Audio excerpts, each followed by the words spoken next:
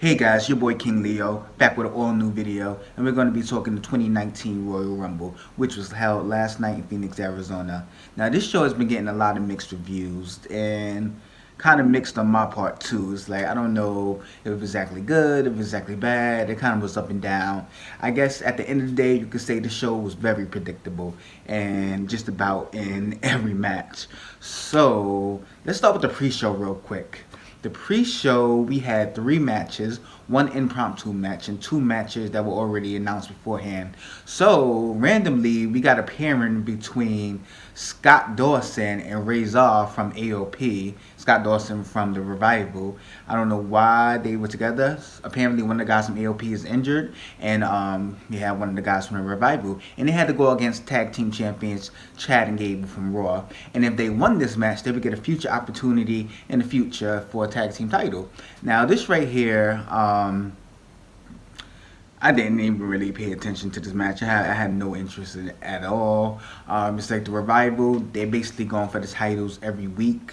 And they're getting no crowd reaction. I'm a Revival fan, but it's like you have to do something different with them. You keep doing the same thing over and over, and it's not working, and you're just giving them title shot after title shot. Now, AOP, I don't even know why they lost the titles in the first place, because they had just got them, and they're supposed to be this big dominating team. Maybe it's because this guy, Akeem, was injured, so maybe that's why they took the titles off them. Then we also had a U.S. title match between Rusev, and the greatest day of them all last night was Rusev Day. Not really, because in the end, he ended up losing the title to Shinsuke Nakamura, which this one was not predictable because I didn't expect this at all. This match right here was on the pre-show, which was kind of disappointing because the U.S. title hasn't really been showcased too much. So for them to put this on the pre-show, it shows that they really show no value in this title. And I thought with Rusev being so over as he is with the fans, that it would finally elevate this title. But no, it's stuck again on the pre-show. So they've been going at it for the past few months, and in the end, we had Lana on the ring apron, and she was in Shinsuke Nakamura's space, and then he moved out the way just in time to Rusev to come and knock Lana down to the floor, who then injured her ankle. Then to the back of the head, Shinsuke Nakamura with a what is his finishing move? I can't even think of the name right now. Right to the back of his head. King shots up to the back of his head. 1, 2, 3. He's new champion. So right here, I'm like, damn. Rusev has lost the title. He's just hurt his wife, and now she's in a Royal Rumble later, which is looking pretty doubtful right now. The last match of the pre-show, we had the Cruiserweight title, which was champion Buddy Murphy go in a fatal 4-way against Akira Tozawa, who's a former champion, Kalisto, who's a former champion, I think, and Hideo Itami. So this right here, I don't really follow 205 Live too much. I have no really interest in it, but I just feel like the title should stay on Buddy Murphy. The title has changed hands a lot. Lately, they've had some pretty long runs, and I feel like just let Buddy run with this thing. I like his wrestling skills, and in the end, he picks up the win. He retains the title. So let's get into the main show. But before we talk about the main show, let's talk about the whole setup. Because that's pretty important. You know, usually every SmackDown, every Raw, every pay-per-view, we get the same old Titantron setup. But finally, besides WrestleMania, but finally, they gave us something a little different. It wasn't too over the top, but it was nice to see a new setup. So they were in Chase Field, so definitely was a different setup, which is the baseball stadium to the Arizona Diamondbacks. And they had, instead of having a big old screen and, you know, everywhere when they come out, they had all the wrestlers come out through the dugout, which they had lit up with LED screens. It was a nice and simple entrance, but I felt like it was effective. And the entryway was like kind of curved. You had to walk and you had to turn, and then there was the ring. When I liked it, it gave it a big time feel, it gave it that WrestleMania feel, and that's what sometimes these pay-per-views are missing. So, going to the first match of the night, we get the SmackDown Women's Championship, which is Becky Lynch versus champion Asuka.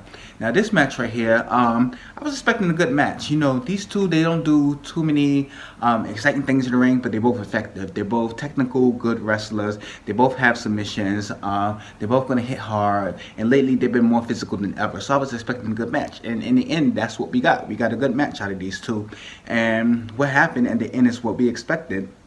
They were trading submissions. They were using each other's submission, but at the end, champion Asuka retains the title. And that's what should happen because you just gave her the title. She's been booked poorly over the past year after being undefeated for almost 2 years. So you have to keep the title on her, make her look strong.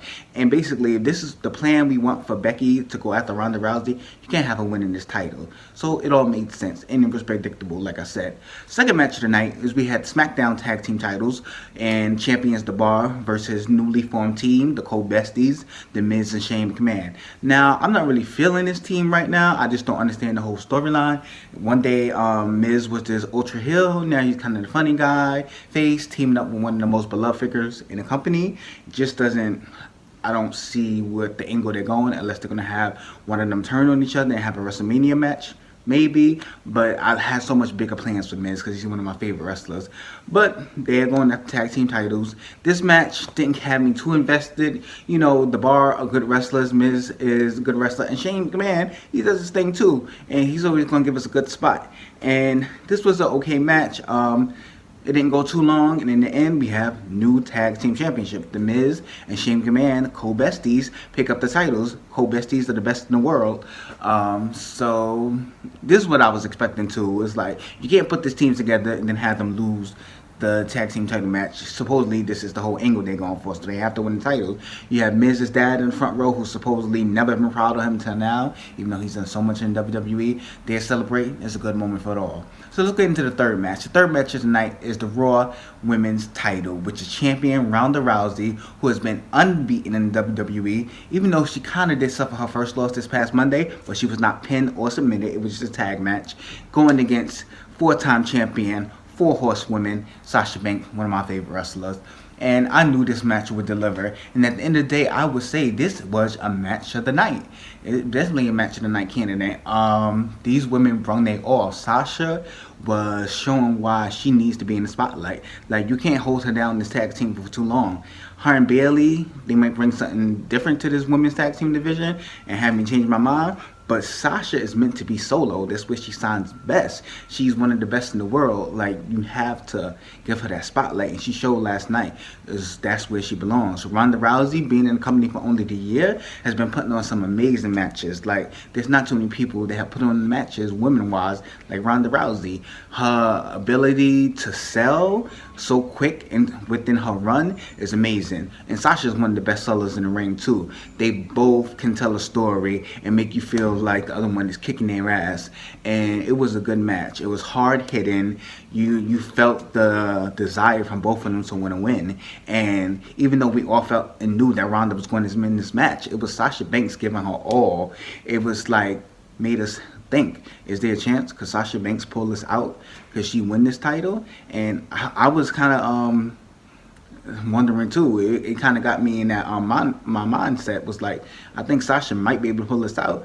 But in the end, Ronda Rousey won, which was a very interesting way too, because this was the first time she didn't win by an armbar. She won by just pinning somebody, which is different from Ronda. And I guess that's good. You have to show some variation. Like, I can get you in multiple ways. I could beat you. So in the end, they show their respect to each other. They're in the ring. They shake each other's hand. And I'm hoping, like, is there going to be tension? Is Sasha going to turn her? But Sasha was a good loser. She shook her hand. Ronda helped out the ring. But you can see the pain in Sasha's face. She was distraught by this loss because she knows she's one of the best. And that's the thing I like about Sasha's character. Sasha's character is really invested. Wrestling is her life. So to take a loss like this on such a grand stage is really hitting her. So she's walking away, and then she walks back, and I'm like, oh damn, Sasha, are you gonna really really attack Ronda? But no, she comes to her, she shakes her hand, and then she puts up the 4 symbol. And I think this can mean multiple things. She is a 4-time champion, but she also is the original 4 horsewomen of WWE. So she's sending a message to Ronda. You and your little 4 horsewomen ain't got nothing on my 4 horsewomen. And I'm really looking forward to where they take this in the future. So let's talk about the next match, which was the Women's Royal Rumble. And this was... it wasn't as good as last year. Last year had some, some nostalgia moments with the legends returning. But I think it was still a pretty good match. We had first coming out with Lacey Evans making her television debut. from NXT, and we had Natty. They started the match. Lacey Evans was a little green in the ring. She showed some rust. She showed maybe she shouldn't be called up so quick, but she was able to last long and eventually not look too bad in their decision to bring her up. So this match, we were all expecting Becky Lynch or Charlotte Flair to win this, and we have to get that match with Ronda Rousey at WrestleMania. So it was like, how do we get there? Are we going to get that triple threat match? Are we going to get a singles match? And how do they do it where it's not so predictable? So Becky Lynch had a match early in the night where she lost to Asuka. She was not announced to be in the Royal Rumble. So it's like, how do you have Becky Lynch in this match and possibly win? So we knew Carmella was going to be the number 30 entry after winning the Mixed Match Challenge, and she was. But number 29 was Lana, and Lana came out, and she basically was limping. She wanted to get in that ring so bad, but she couldn't. So number 30, Carmella ended up passing her and going to the ring before she could even get to the ring while she's just like in pain on the floor. But before we talk about that, let's talk about some of the NXT people that came up. We had no legends, but we did have a lot of NXT. We had Xia Li, which has been mostly featured in the Mae Young Classic last year and this year. We had Kairi Sane, former NXT Women's Champion and winner of the Mae Young Classic. We also had Io Shirai, finalist in this year's Mae Young Classic. We also had Casey, can't really pronounce her last name, so I'm not even going to say it, Casey, and she's very athletic. I really like her. She did a few cool things in the Rumble. She was eliminated at one point, but made sure her feet didn't touch the ground, and she was able to get back in the ring, just like Naomi. Naomi has done this last year. She's done it this year, this too, a la Kofi Kingston. She kind of could have been eliminated, make sure her feet didn't touch the ground. She walked across the railing and was able to jump back onto the stairs, only to be eliminated by Mandy Rose. Mandy Rose has been a thorn in Naomi's ass, and these two have been going at it. They were brawling outside the ring. So I'm looking forward to see where this is going to go too. Mandy Rose beat her last week on SmackDown and now eliminated her at the Royal Rumble. So Mandy has been getting the best of Naomi, really like coming for her and her husband. So this is good to have those storylines still pushed in the Rumble. So going back to the Rumble towards the end, number 29 Lana couldn't enter, so here comes Becky. The crowd was chanting Becky. Becky came, she was like, I want in, I want in, I want in. And they let her get in the match. So in the end, we have Bayley, we have Nia Jax, we have Charlotte Flair, we have Carmella, and we have Becky Lynch. And this is pretty much who I expected at the end. I did have Ember as one of my picks to win. She did last a long time, but was eventually eliminated. So we get down to the final two, and the final two is Charlotte and Becky. And this is good. It's like, okay, are they going to give it to one of these girls, or are they going to have some kind of double winner type thing? So Becky was chilling outside the ring, and Nia pushed her, causing her to hurt her leg. I'm like, oh no, I hope this isn't another injury Nia has injured and caused Becky. But Becky was able to get back into the match. Charlotte was just being so cocky, just laughing basically at Becky. Like, basically, give me the win. I won. You can't even get into the ring. So Becky got in eventually. They're brawling, they're brawling. In the end, Becky Lynch picks up the win. The crowd is excited. Everyone's chanting for the man, and she's pointing to the WrestleMania side. And we know who's on her mind. We know it's Ronda Rousey. She wants any title. She'll take the SmackDown title, she'll take the Raw title, but it's personal right now, and she wants Ronda. She wants to prove she's the best. She wants to prove she has the best armbar, and she wants to do it on the grandest stage against the biggest women's superstar in the company. So let's give it to us. Let's give us Becky versus Ronda, and it'll be interesting to see how they work Charlotte into this picture. Is Charlotte going to stay on SmackDown, go against Asuka again 2 years in Raw Mania, or is she going to weasel her way some kind of way into this match? So we'll see. Next match we have is Daniel Bryan versus AJ Styles. And this match was pretty good. It would just kind of suck that it came on after a long, grueling Women's Royal Rumble. But, you know these two are going to deliver. They gave us some cool moments, some cool spots. They're two of the best wrestlers in the company, even at their age. And they could tell a story. So they gave us a good match. But the only thing, this match, we didn't have a clean ending. Unexpectedly, Eric Rowan from the Bludgeon Brothers and the Wyatt family comes out, and he's just circling the ring, and the referee gets knocked out at one point, and Eric Rowan comes into the ring and choke slams AJ Styles. Daniel Bryan is able to fall over to him, get the pin, 1, 2, 3, and retain his championship. And then at the end, Eric Rowan is celebrating with Daniel Bryan, and I'm really curious to see what this whole union is about. Like, what? It just was very random. So you got to tune in, I guess, to SmackDown to see what's going on. Next match of the night we get is the Universal Championship, which is champion Brock Lesnar against Finn Balor. So we know what's going to happen here. We know Brock is really going to retain this title. They're not going to give it to Finn. Vince doesn't believe in Finn Balor, and it's just not believable for him to win this title right now against Brock Lesnar. But it's cool to see Finn Balor in this opportunity, especially after losing the Universal title after only having it one day due to injury. It's good to see him in a high-profile match, and I thought he would get destroyed because we were running late. I was like, this is going to be a squash match, maybe like 1 minute, but he held his own. It didn't go too long. He was able to get in some cool offensive moves, try to make the crowd believe he could win. He hit some of his finishers, but in the end, Brock Lesnar was victorious and beat him with a submission. So that's how it goes. We still have Brock Lesnar, reign of terror going on in WWE right now. It looks like he's going to carry this title into WrestleMania. So I'm just hoping he has a viable opponent for WrestleMania, and that whoever beat him is someone worthy, and that is actually going to be a fighting champion and champion that shows up. So let's get into the last match of the night, and that is the Men's Royal Rumble. And this one was also very predictable. We start off the match with Elias and in the ring, and he's singing, and I'm thinking, it is late right now. This match, you know, is going to go over an hour. We really don't need all these antics right now. And then they bring Jeff Jarrett out. He apparently draws number 2, and they have a little squabble. He hits Jeff Jarrett with a guitar, and we start the match. This one, we basically knew all the participants going in mostly. We got a few NXT guys in the match, like Johnny Gargano. We got Aleister Black.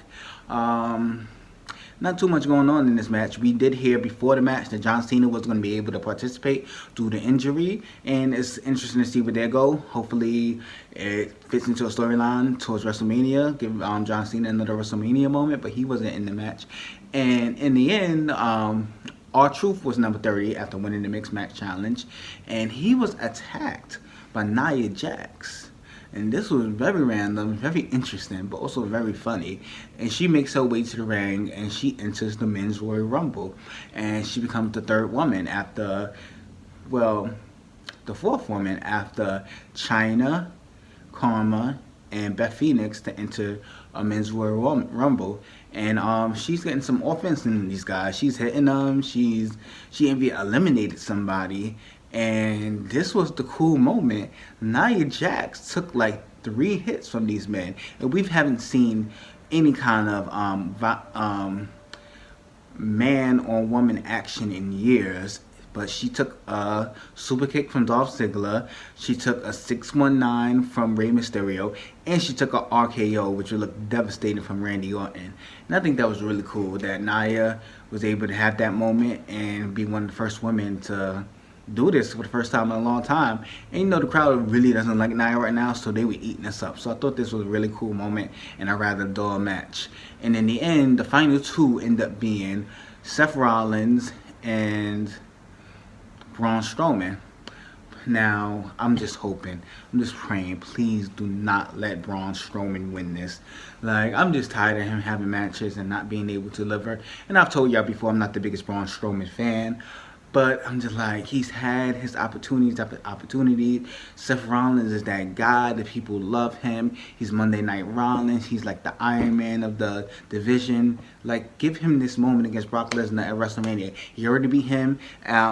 Won the title at WrestleMania once from him. Let him see what he could do this time. So, in the end, Seth Rollins picks up the win, which was a very predictable choice too, because we've been hearing about Seth Rollins going to WrestleMania to face Brock Lesnar for months now. Now, it would be interesting if he decides to face Daniel Bryan. Don't think they're going to go that route. Well, they could keep us guessing. Let's see what they do. Let's see if they give us a little suspense and him like contemplating who does he want to face at WrestleMania. So overall, I would say that this Royal Rumble had a potential to be very great. We had really good solo matches on paper that looked like we were going to have a great show. The Rumbles were a little disappointing and a little predictable, but overall it was a long show. It could be draining, but it wasn't bad. It wasn't terrible, and I'm okay with a lot of the things that happened. I just wish it would have been a little bit more surprises. So that's the 2019 Royal Rumble. We have Monday Night Raw tonight, still in Phoenix, and we have SmackDown Tuesday. So let's see what's going on. Let's see if we get some call-ups from NXT. Let's see where these storylines are going. We're kicking into WrestleMania season. And also, Elimination Chamber is only 3 weeks away, where we're going to crown the first women's tag team champion. So let's see what they have to offer to us tonight. We're going to get this thing high rolling. So this has been your boy King Leo with another wrestling video, 2019 Royal Rumble, and I'll see you guys later. Make sure you hit the like button, drop down in the comments below, and don't be afraid to share, and subscribe to the King's Den.